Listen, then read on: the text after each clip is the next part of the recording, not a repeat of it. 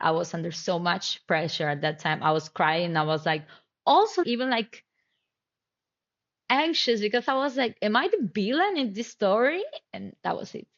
I just didn't get into the plane. He went ultimately, and I just remember like carrying my suitcase and all the way out, all the way to the exit. And I was like, did I just like ruin someone's life? Not mine. But I was like having so many feelings. Again, the perception that I was disappointing my parents, now just not in terms of she's gay again or something like that, but also like financially, I was disappointing also like his family that became so close to me over the 2 years, and then I started crying because of all these feelings. But at the end, when I came back to my home city, I just had this sense of peace.